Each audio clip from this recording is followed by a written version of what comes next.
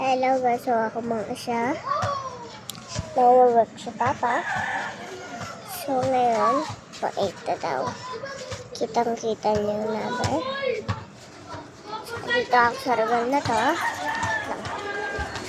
Dito ako sa Regal. So, ang taas-taas ko ba? Diba? So, ano guys? Kukumot kasi ako kasi malamig talaga dito sa araw-araw. Malamig kasi dito sa bahay.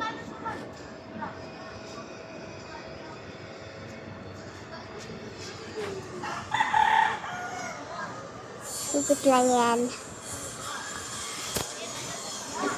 So guys, nakakumot talaga ako. Siyempre, nalalabit talaga ako. Bye! See you later! Bye!